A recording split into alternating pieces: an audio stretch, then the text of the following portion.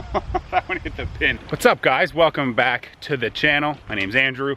It's Friday, Labor Day weekend, Friday evening, afternoon. Still out of the golf course.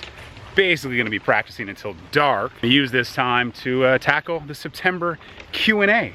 So while I'm out here working on my wedges and then getting out on the golf course, gonna answer some of the questions that I posted up on Instagram yesterday on my story, on that little like sticker thing, like ask me anything. A lot of questions came in, a lot of similar questions, so I'm gonna kind of like wrap them all together into one and then take some of the individual ones. So first things first, yeah, look at it. Trying to use the gimbal.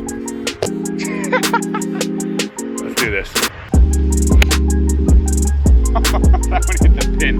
Very first one hit the pin.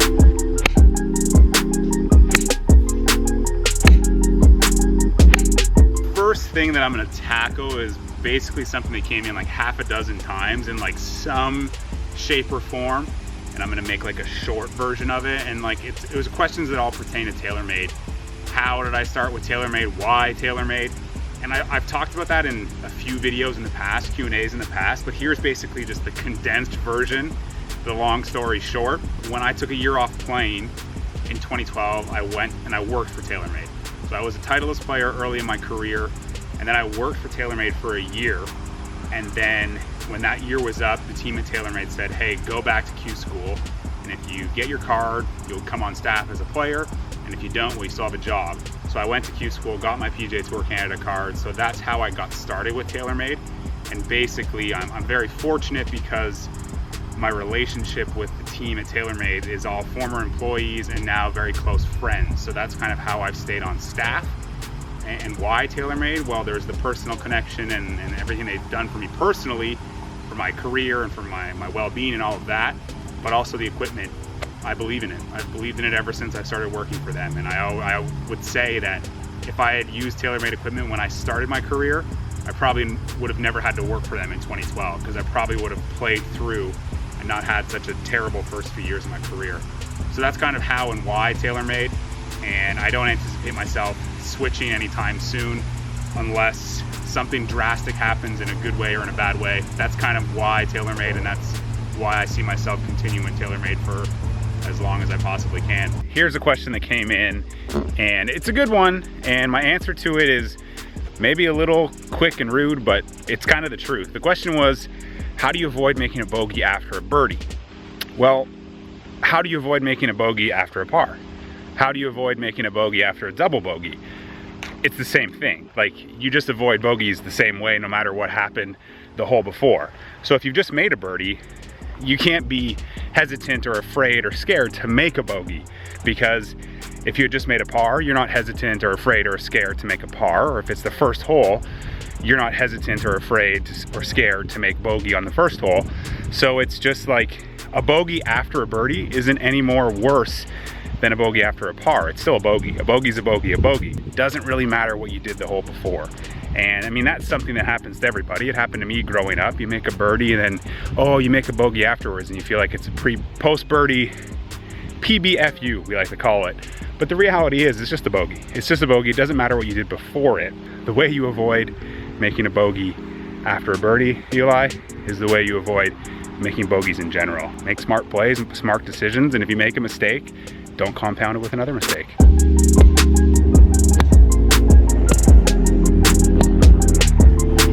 Another question that I got a handful of times all pertain to my schedule upcoming. I've got 2 more events here in Canada, one on Labor Day Monday, then a Pro-Am on Wednesday. And then I'm actually gonna head south, and I'm gonna play 2 events in the month of September in the States, one in Mississippi, one in North Carolina. And then October through December, it looks like I'm just gonna play the Florida Elite Tour. I think there's about 2 events a month that I'll play down there, so I'll just make the 2-hour drive from Jacksonville down to there. Come December, that's when it's time to really evaluate what's next. Like anyone that's been watching the channel knows, for a while I kind of take things a year at a time, and then that kind of loops into a question that I got a couple times about Q School. I'm not going to do any web Q School, any European Tour school this fall. If things go well throughout the fall, maybe I'll look into a Q School in the springtime for Latin America or Canada, or maybe I'll just look into the Monday qualifying route for the web.com tour come next spring. Obviously this all depends on the finances of things, but that's what the upcoming schedule looks like for the remainder of 2019.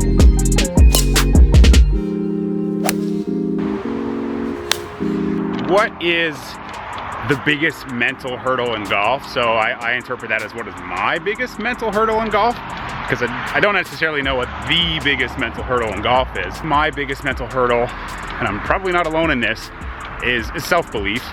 I lose belief in myself maybe after some poor play, poor holes, poor shots, and then it's really hard to find that belief like that. And when the belief is gone, the confidence is gone, and you're kind of just like hoping, wishing, willing shots as opposed to confidently sending them to your target.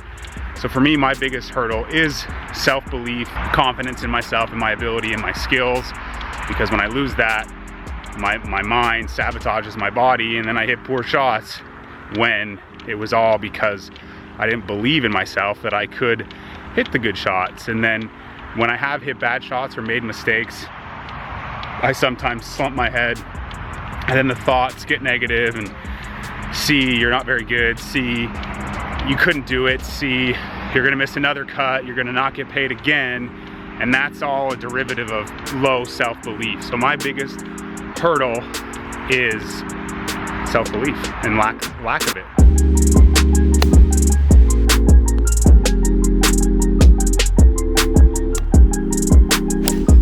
The next question I'm gonna answer is one that's kind of it follows in line with that last one, and it was, what do I do to calm myself when things aren't going my way on the course?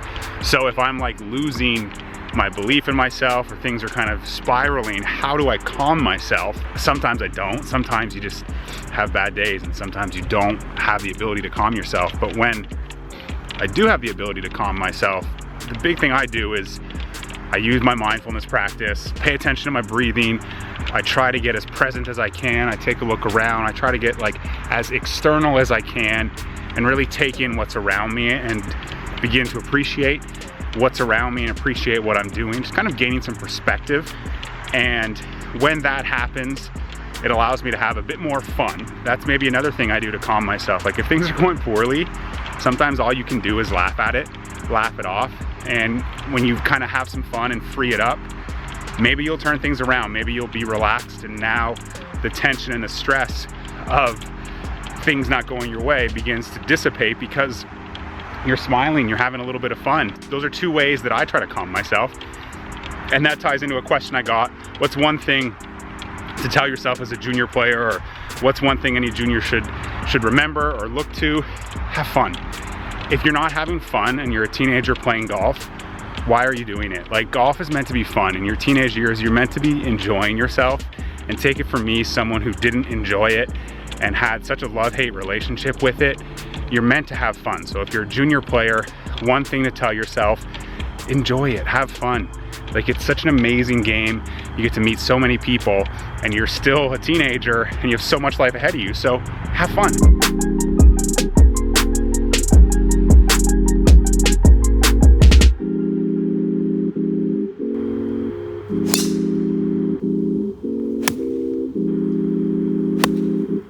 Tackle two more questions and then call it a day. I'm getting pretty hungry. How do you close around or avoid choking?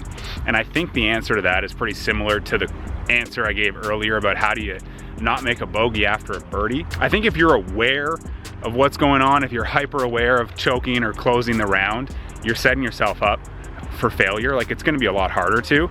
No different than if you're hyper aware that you just made a birdie, don't screw it up. It's no different than, okay, I'm playing a great round, close it, don't screw it up. So I think the way to close a round or not choke is just stick with your routine, stick with what got you there. And sometimes you're gonna close and sometimes you're not. Sometimes you're gonna miss the putt, or sometimes you'll make the putt, but someone else will beat you. So when it comes to like shooting your best score and you're close, just stick to what got you there, stick to your routine, let the results just kind of take care of themselves. It's very cliche, but it's very, very true. What's the Augusta National of Canada? It's the National.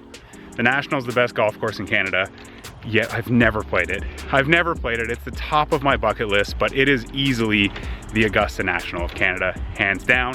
Very exclusive, very hard to play, very, very challenging. So yeah, it's the Augusta National of Canada. That's it, guys. Just kind of hit it close here.